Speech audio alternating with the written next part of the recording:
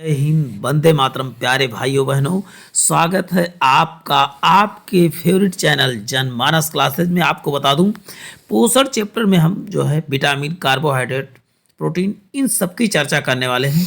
और ये वीडियो आपके लिए वास्तव में बहुत ही इंफॉर्मेटिव होने वाली है, बहुत ही इंपॉर्टेंट होने वाली है। बस आपको ब्लूटूथ जो भी डिवाइस हो आपके पास को लगा के बैठ जाइए और बाहर की आवाज़ से एकदम कट जाइए। ये सेशन आपके लिए बहुत ही हेल्पफुल साबित होगा। बस आपको ध्यानपूर्वक देखना है। तो चलते हैं प्यारे साथियों, आज की श्रृंखला को प्रारंभ करते हैं। तो पोषण क्या है, इसको किसी भी चैप्टर से पहले पहले उसको है क्या चीज़ ये जानना जरूरी है। तो भोजन से पोषक पदार्थों को ग्रहण करने की क्रिया क्या कहलाती है, तो आप बताओगे पोषण या न्यूट्रिशंस कहलाती है। जैसे absorption of nutrition from the food is known as nutrition.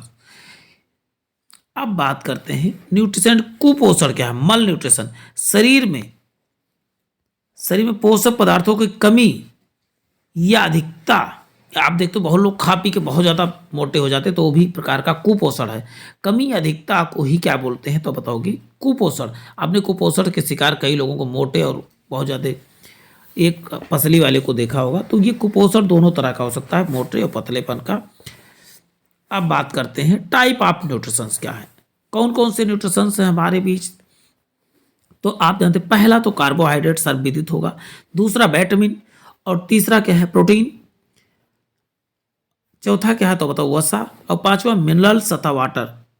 इन सब की चर्चा मैं एक एक करके करने वाला हूं। बस आपको बहुत ध्यानपूर्वक देखना है प्यारे बच्चों, प्यारे साथियों। पहला हम क्या देखने वाले हैं, आप बताओगे कार्बोहाइड्रेट। सबसे अधिक ऊर्जा हमको यदि पूछा जाए किससे मिलती है, तो आप बताएंगे कार्बोहाइड्रेट से मिलती है। और कार्बोहाइड्रेट क्या है? शुगर मॉलिक्यूल्स होते हैं। क्या है तो आप बताओगे शर्करा के अणु होते हैं। आप चीनी वगैरह सुनी होगी, चीनी भी एक प्रकार की शर्करा है। कार्बोहाइड्रेट कैसे बना है, तो कार्बन तथा हाइड्रोजन तथा ऑक्सीजन का 1:2:1, क्योंकि इसका सूत्र ही होता है C6H12 और O6 होता है। अब जैसे देखिए 6 दुनिया 12, 2 यहाँ होगा, 6 कम 6, तो 1:2:1 के अनुपात से क्या बना होता है, आप बताओगे कार्बोहाइड्रेट। अब बात करते हैं ऑक्सीजन के तत्व से मिलकर, इन सभी तत्वों से मिलकर बना है। अनुपात आपने देखी है 1:2:3।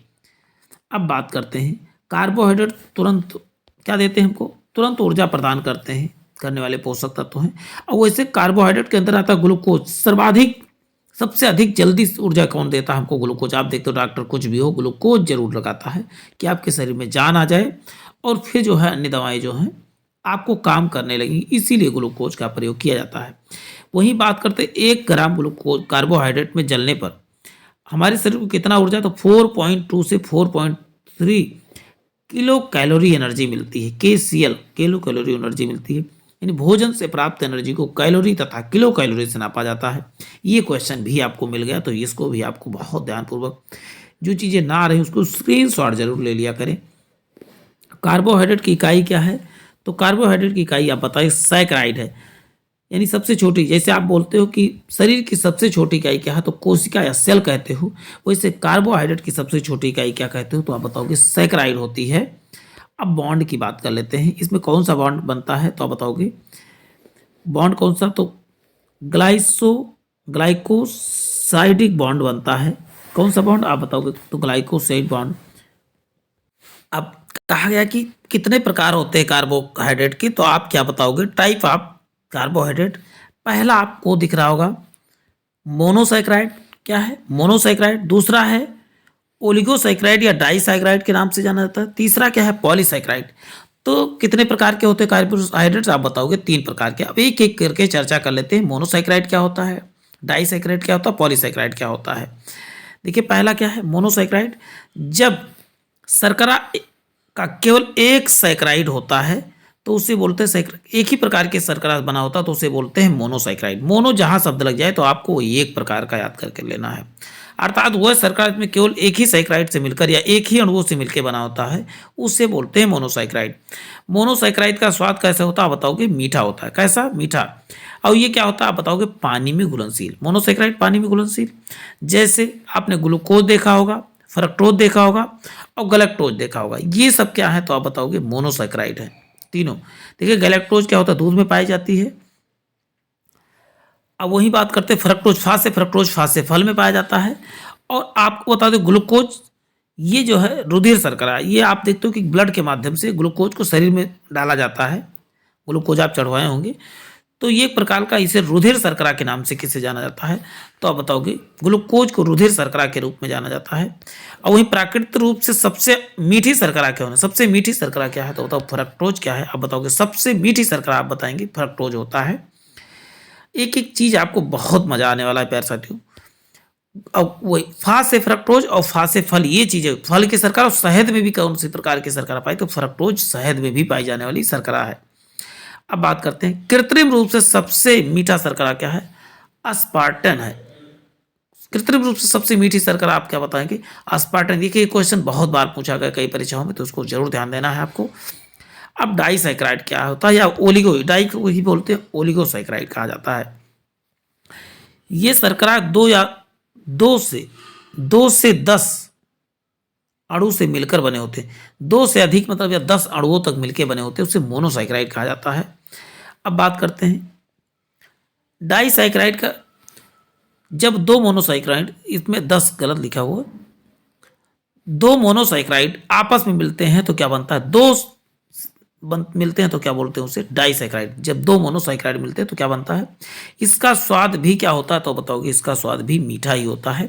और ये भी पानी में घुलनशील होता है, दोनों आप बताएंगे पानी में घुलनशील। अब बात करते हैं पॉलीसैकराइड, आपने देखा। अब हम बात करें इसके उदाहरण कौन है, आप बताओ सुक्रोज। चीनी क्या होता है, सुक्रोज। लैक्टोज, तो यदि कहा जाए कि डाइसैकराइड कौन से, तो सुक्रोज। सुक्रोज में आप जानते हैं कि चीनी क्या है, तो आप बताओ सुक्रोज है। अब वही बात करते हैं फ्रक्टोज, लैक्टोज क्या है, लैक्टोज है। और वही बात करते हैं माल्टोज, मतलब अनाजोज में पाई जाने वाले शर्करा क्या है, तो बताओगे ये ओलिगोसैकराइड है या डाइसैकराइड कहते हैं। मिल्क शुगर एंड दुग्ध शर्करा क्या है, तो आप बताओगे ये भी क्या है, आप बताएंगे। यहां पर देखिए इसमें कौन कौन से, तो गैलेक्टोज, फ्रक्टोज और ग्लूकोज, ये तीनों को आपको याद रखना है। अब यहाँ पर देखिए मैंने कहा कि दोनों चीज़ों को एक साथ देख ले। यहाँ देखिए सुक्रोज आ रहा है, लैक्टोज आ रहा है और माल्टोज, ये तीनों चीज़ें याद करके रखते हैं।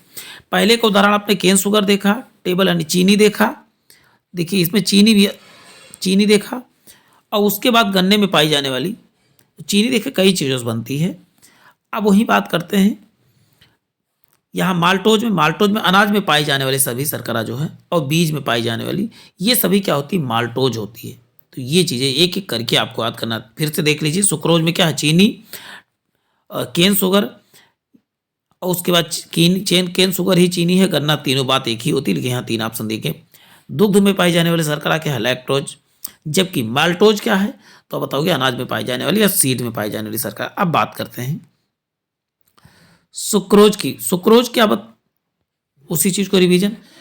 सुक्रोज, ग्लूकोज और फ्रक्टोज बराबर क्या होता है, तो आप बताओगे सुक्रोज। जब ग्लूकोज और सुक्रोज दोनों मिल जाते हैं तो क्या हो जाता है, तो आप बताओगे फ्रक्टोज, दोनों मिलते हैं तभी सुक्रोज बनता है। किसको किसको, ग्लूकोज और फ्रक्टोज, यानी GF बराबर यस, GF बराबर क्या होता है, यस। ग्लूकोज फ्रक्टोज बराबर क्या होता है, आप बताओगे ये सुक्रोज होता है। लैक्टोज का निर्माण क्या होता है, कैसे होता है, लैक्टोज का मतलब तो ग्लूकोज और प्लस गैलेक्टोज दोनों को मिला के क्या बनता है, तो बताओ लैक्टोज बनता है। ग्लूकोज GG दोनों, देखिए लैक्टोज में GG आ रहा है, जहां ग्लूकोज और गैलेक्टोज दोनों मिलते हैं वहां पर क्या होता है, लैक्टोज बनता है। और वही माल्टोज देखिए 2 शर्करा मिलके बनते हैं, तो ग्लूकोज और प्लस ग्लूकोज। जब ग्लूकोज और ग्लूकोज दोनों 2 बार मिले, देखिए ग्लूकोज और ग्लूकोज मिलके क्या बना है, माल्टोज बन रहा है। तो जी यहाँ पर देखिए दोनों ग्लूकोज ही मिल रहे हैं। पहले में देखिए ग्लूकोज और प्लस गैलेक्टोज मिल रहे थे, तो लैक्टोज बन रहा था। और यहाँ ग्लूकोज और ग्लूकोज मिलके क्या है, माल्टोज। एक बार फिर से तीनों चीज़ों को एक बार जरूर देख लें, स्क्रीनशॉट जरूर ले लें। देखिए मैं कर रहा हूँ, आप स्क्रीनशॉट लेके जरूर इसको रिवाइज करते रहें, नहीं तो आप कंफ्यूज हो जाएंगे और आप नहीं कर पाएंगे। अब बात करते हैं शब्द में ही छिपा है कसक। पॉली मीन्स होता है बहुत सारे, और सैकराइड मीन्स होता है कार्बोहाइड्रेट या शुगर या शर्करा। तो एक एक करके, शर्करा के 10 से अधिक अणु जब मिले होते हैं तो उसे बोलते हैं पॉलीसैकराइड। कितने, 10 से अधिक अणु मिले होते हैं, ये क्या होता है बताओगे, स्वादहीन होते हैं, क्या, टेस्टलेस होते हैं। पॉलीसैकेराइड क्या होते हैं? टस्ट्रस होते हैं। और ये पानी में क्या होते हैं आप बताओगे? अघुलनशील होते हैं। क्या आप बताएंगे? पानी में अघुलनशील, पानी में ये नहीं घुलते हैं। जैसे ग्लाइकोजन हो गया और स्टार्च मंड हो गया, काइटिन हो गया, पैक्टिन हो गया, हिपैरिन हो गया। ये देखिए इनका नाम याद करना बहुत जरूरी है। ये क्या है? पॉलीसैकेराइड। जैसे glycogen, starch, chitin, pectin, heparin, ये सब क्या है? तो आप क्या बताओगे प्यारे साथियों? ये पानी में घुलनशील होते हैं। और ये क्या होते हैं? ये अभी आपने देखा, ये स्वादहीन होते हैं, इनका कोई स्पेशल स्वाद नहीं होता है। अब बात करते हैं ग्लाइकोजन की, बात करते हैं। जंतु शरीर में अतिरिक्त ऊर्जा यानी भोजन के रूप में जो है जमा होते हैं। ये शरीर के अंदर ही होते हैं, या हमारे शरीर के लीवर और मसल्स में संचित होते हैं। कहाँ पर? लीवर तथा मसल्स में क्या होता है आप बताओगे? जमा होते हैं। तो आप बताओगे ग्लाइकोजन ही। स्टार्च, पौधों में संचित ऊर्जा स्टार्च के रूप में होती है। पौधे में जो ऊर्जा संचित होती है किसके रूप में आप बताओ? स्टार्च या मंड के रूप में होती है, जबकि मनुष्यों में ग्लाइकोजन के रूप में उपस्थित। दोनों में यही थोड़ा सा अंतर है। या रूट यानी जड़, लीव्स, पत्ती आदि में संचित होती है। पौधों में कहाँ पर होती है? पत्ती में ही जो है तथा जड़ में संचित होती है। काइटिन, कीट पतंगों के बाह्य कंकाल काइटिन का ही बना होता है। काइटिन कीट पतंगों का क्या बताओ? काइटिन का ही बना होता है। काइटिन भी एक प्रकार का क्या है आप बताओगे? कार्बोहाइड्रेट का है, होता है। अब बात करते हैं कवकों की कोशिका भित्ति भी काइटिन की ही बनी होती है। कवक की कोशिका भित्ति किसका? तो आप बताओगे काइटिन की ही बनी होती है। देखिए कितना इंपॉर्टेंट सेशन आपके लिए हो रहा है। अब पेक्टिन की बात करते हैं।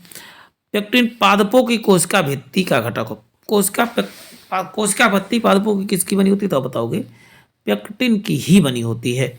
अब बात करते हैं सेलुलोज, पादपों की कोशिका भित्ति। अब बात करते हैं, देखिए पादपों का एक प्रकार का घटक है पेक्टिन, और वही कोशिका भित्ति किसकी बनी होती है? तो आप बताओगे सेलुलोज की बनी होती है, पादप की। ये पादप में, पादप जगत का सबसे कठोर पदार्थ सेलुलोज ही है। पादप जगत का सबसे कठोर पदार्थ आप बताओगे सेलुलोज है। और इसमें क्या होता है? 0% पानी होता है। सेलुलोज में पानी कितना होता है बताओगे? 0% होता है। अब बात करते हैं हिपैरिन, धमनी और सिराओं में रुधिर का को जमने से बचाता है। कौन? आप जानते ब्लड शरीर के अंदर नहीं जमता, इसमें भागीदारी को होता है हिपैरिन। हिपैरिन के कारण शरीर के अंदर ब्लड नहीं जमता है। आप सेकंड चैप्टर की बात करेंगे विटामिन। ये सेशन विटामिन बहुत बेहतरीन तरीके से पढ़ेंगे, आप कभी नहीं भूलेंगे। तो पहला आपका विटामिन की खोज किसने किया था? तो आप बताओगे कैश्मीर फंक द्वारा 1911 में इसकी खोज की गई थी। अब इसमें जितने आप जानते हैं कि रासायनिक नाम भी देखेंगे, बीमारियों के बारे में भी जानेंगे, और भी जो एक्स्ट्रा इन्फॉर्मेशन सब कुछ इसमें मिलने वाली है। तो बने रहें प्यारे साथियों। विटामिन की कमी से होने वाले बीमारियों को अल्पता रोग कहते हैं, यानी डिफिशियंसी डिजीज कहा जाता है। तो किसकी कमी से होने वाली बीमारी को डिफिशियंसी अल्पता रोग कहा जाता है? तो आप बताओ विटामिन की कमी से। विटामिन क्या है? तो आप बताओगे कार्बनिक यौगिक है। क्या है विटामिन? तो आप बताओ कार्बनिक यौगिक है। शरीर में जैविक क्रियाओं को संचालित कौन करता है? तो विटामिन ही जैविक क्रियाओं को संचालित करता है। अब विटामिन के प्रकार कितने हैं? तो बताओगे वसा में घुलनशील और पानी में घुलनशील दो होते हैं। अब एक एक की चर्चा कर लेते हैं। यहाँ पर देखिए, यहाँ पर ट्रिक के साथ आपको मिले। देखिए KEDA, देखिए कहीं मांस हो तो वहाँ पर कीड़े पड़ जाते हैं, तो कीड़े KEDA। और जबकि जल में BC, WBC आप याद कर सकते हैं। वाटर BOC, वाटर में B और C विटामिन, छः में से 2 जो इसमें घुलनशील और 2 जो है वसा में। देखिए कीड़ा वसा में घुलनशील, देखिए यहाँ पर आपको मिला BC जल में घुलनशील, B कॉम्प्लेक्स भी जो है इसी के अंतर्गत आते हैं। B1, B2, B3, B5, B6, B7, B9, B12। तो इजीली आप अब एक एक करके हम सब पढ़ने वाले हैं। पहले हम फैट में घुलनशील की बात करें। अभी देखिए कीड़ा आपने KEDA, पहले KEDA को देखेंगे, इनका रासायनिक नाम साथ साथ जरूर देखेंगे। विटामिन K का रासायनिक नाम क्या होता है? तो बताओ फाइलोक्विनिन या बैफियोक्विनान के नाम से जाना जाता है। इसका साधारण नाम क्या है? ब्लड क्लॉटिंग विटामिन कहा जाता है, या हीमोफिलिक विटामिन, इसे क्या कहते हैं? तो आप बताओगे ब्लड क्लॉटिंग विटामिन या हीमोफिलिक विटामिन कहा जाता है, क्योंकि हीमोफिलिया नामक बीमारी इसी कारण से होती है। कमी से कौन सा? तो रक्त का थपका नहीं जमता। इसका हरी सब्जियां, मांस, दूध, केले आदि में इसका जो है अच्छा स्रोत है। विटामिन E को का रासायनिक नाम क्या है? टोकोफेराल होता है। विटामिन E का रासायनिक नाम टोकोफेराल इसे ब्यूटी विटामिन या सौंदर्य का विटामिन कहा जाता है, या प्रजनन विटामिन इसी को कहा जाता है। इसकी कमी से नपुंसकता पुरुषों में, महिलाओं में बांझपन नामक बीमारी हो जाती है। अब बात करते हैं सोर्स क्या है इसका, तो आप बताएंगे तरबूज, खीरा, एलोवेरा और मांस जो है इसके मुख्य स्रोत हैं।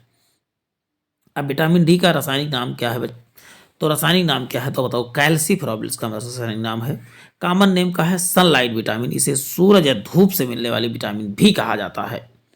अब बात करते हैं अल्पता यानी रिकेट्स।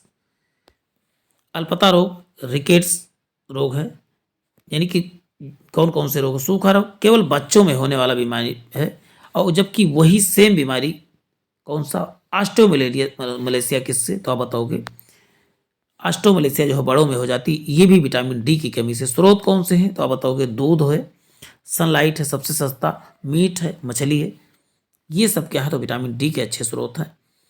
अब बात करते हैं प्यारे साथियों, नेक्स्ट है विटामिन ई के बारे में बात कर लेते हैं, विटामिन ए के बारे में बात कर लेते हैं। का रासायनिक नाम आप बताओगे रेटिनॉल है, जबकि साधारण नाम के नाम इसका क्या है, गुड फॉर आइज, आँखों के लिए अच्छा होता है, आँखों के लिए आँख का अच्छा दिखने में उत्तरदायी विटामिन कौन सा, तो विटामिन ए। और इसकी कमी से आपको बताओ नाइट ब्लाइंडनेस या जीरोप्थेल्मिया या इसी को निक्टोलोपिया नामक बीमारी हो जाती है। कौन सा, ड्राई आइस या रतौधी नामक बीमारी भी इसी होती है, और इसी के आप बताएंगे निक्टोलोपिया नामक बीमारी भी हो जाती है। अब बात करते हैं आई सेल्स। आई सेल के आंख में कितने, तो बताओ रॉड सेल और कोन सेल होते हैं, 2 सेल से आंख बनी होती है। प्रकाश देना, प्रकाश को देखने की क्षमता प्रदान करता है, तो बताओ रॉड सेल, और रंगों की पहचान करने में कौन सहायक है, तो बताओगे कोन सेल। कोन सेल हम रंगीन दिखता है, पशुओं में कोन सेल नहीं पाया जाता, इसलिए वो रंगीन नहीं देख पाते हैं। और रॉड सेल क्या है, प्रकाश को देखने में सहायक, जबकि रंगीन देखने में सहायक कौन है, तो बताओ कि 2 प्रकार के होते हैं, कोन सेल और रॉड सेल। अब बात करें जीरोप्थेल्मिया, विटामिन ए की कमी से होने वाली बीमारी है। आंखों में धब्बे जो पड़ जाते हैं आपने देखा होगा, तो जीरोप्थेल्मिया नामक बीमारी में ही संभव। अब बताएं इसमें सबसे अच्छा स्रोत विटामिन ए का क्या है, गाजर है, नारंगी, पीले रंग की सब्जियां, पेठा, दूध, कॉडफिश, ये सब क्या है, तो बताओ विटामिन ए के अच्छे स्रोत हैं। विटामिन ए का संचित कहाँ पर होता है, तो बताओ विटामिन ए का संचित यकृत में होता है। अब बात करते हैं जल में घुलनशील। जल में घुलनशील बी और सी है, एक एक चर्चा करने वाले हैं।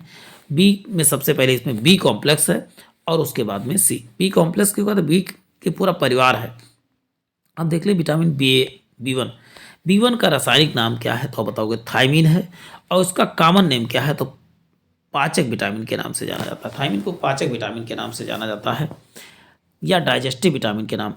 और इससे कौन सी रोग हो जाती है, तो बेरी नामक बीमारी हो जाती, और इसकी कमी से पाचन क्रिया क्या होता है, खराब हो जाता है, पेशी जैसे लकवा मार जाता है, ये सब क्रियाएं जो है इसकी कमी से हो जाए। इसका स्रोत क्या है, तो अनाज, दूध, अंडा, चावल और मांस इसके अच्छे स्रोत हैं। अब विटामिन बी2 का रासायनिक नाम क्या है, तो आप बताओगे राइबोफ्लेविन होता है। कॉमन नेम क्या है इसका, येलो विटामिन के नाम से। विटामिन बी2 को येलो विटामिन के नाम से जाना जाता है। कौन सा, येलो विटामिन के नाम से। अब बात करते हैं रोग कौन सा है, किलोसिस, हाथ पैर का फटना जो है इसी बीमारी से होता है। अंकुरित अनाज, मांस, मूंगफली, काजू, गाय का दूध यानी पीले गाय का दूध, ये सब क्या है, तो बताओ विटामिन बी2 का सबसे अच्छा स्रोत क्या है, तो बताओ गाय का दूध होता है, इसे येलो विटामिन के नाम से जाता है। अंकुरित अनाज, मांस, मूंगफली, ये सब चीज़ें आपको याद करके रखना है। अब बात करते हैं हाथ पैर का फटना, इसी को बोलते हैं किलोसिस नामक बीमारी, इसी के कहा जाता है विटामिन बी2 को किलोसिस बीमारी। अब बताएं विटामिन बी3 का रासायनिक नाम क्या है, तो नियासिन या निकोटिनोमाइड है, और इसे पेलाग्रा प्रेवेनेटी या पीपी के नाम से जाना जाता है। त्वचा संबंधित रोग क्या होता है, विटामिन सी जो है, त्वचा संबंधित बीमारी विटामिन सी के वजह से हो जाती है, पेलाग्रा विटामिन बी3 से। अब बात करते हैं इसका स्रोत क्या है, तो हरी सब्जियां, मांस, अंडे और अंडे का सफ़ेद और दूध, ये सब विटामिन बी3 क्या, बी5 क्या देख लेते हैं, 5 और पेंटाथेनिक याद कर सकते हैं एसिड। बालों का झड़ना जो है विटामिन बी5 के ही कारण जो है, विटामिन बी5 के लक्षण है। यदि आप बाल झड़ रहे हैं इसका मतलब विटामिन बी5 की कमी है। विटामिन बी6 के बारे में जान लेते हैं। इसका रासायनिक नाम पायराडॉक्सिन है। क्या है आप बताओगे, पायराडॉक्सिन। और सपनों को याद रखने वाली कौन है, तो आप बताओगे तब भी पैराडॉक्सिन ही है। अल्पता रोग यानी सिंपल एनीमिया, खून की कमी भी किसके कारण से हो जाती है, तो आप बताओगे साधारण एनीमिया यानी खून की कमी हो जाती है, तो विटामिन बी6 की कमी पालक, मटर, अनाज, ये सब जो है किसमें विटामिन सी के अच्छे स्रोत हैं। अब बात करते हैं विटामिन B7 की। रासायनिक नाम क्या है तो बताओ, बायोटिन है विटामिन B7 का, B7 बायोटिन। और इसे साधारण नाम विटामिन H के नाम से जाना जाता है। इसके भी कमी से बाल झड़ जाते हैं, स्किन प्रॉब्लम आ जाती है, त्वचा संबंधित बीमारी हो जाती है। इसका स्रोत क्या, हरी सब्जियां, केला, ड्राई फ्रूट्स, मीट्स, इन सब को जो है इसकी कमी हो तो खाना चाहिए। विटामिन B9, इसे फोलिक एसिड के नाम से जाना जाता है। साधारण नाम क्या है तो आप बताओगे, फैलेट है। साधारण नाम इसे फैलेट कहा जाता है। इस पे मैग्लोब्लास्टिक एनीमिया है। Megaloblastic anaemia. चलते ही नेक्स्ट देखते हैं इसकी साइज। इसमें क्या साइज आप आरबीसी बढ़ जाता है। आरबीसी का आकार किस रूप में विटामिन B की कमी से बढ़ जाता है। अब बात करते हैं स्रोत क्या है, अनार, पालक, अमरूद, टर्की मीट, किशमिश, इन सब के खाने से जो है इसकी मात्रा को, तो इसकी मात्रा को जो है आप कह सकते हैं कि बराबर ला सकते हैं। यदि इसकी कमी हो गई तो इन सब का प्रयोग करें। विटामिन B12 क्रियाशील होने के लिए जो है कोबाल्ट की आवश्यकता होती है। विटामिन B12 में कौन सा विटामिन पाया जाता है B12 में, आप बताओ, कोबाल्ट। इसका रासायनिक नाम कोबालामिन होता है, साइनोकोबालामिन या कोबाल्ट कंटेनिंग विटामिन या कोबालामिन या साइनोकोबालामिन के नाम से जाना जाता है।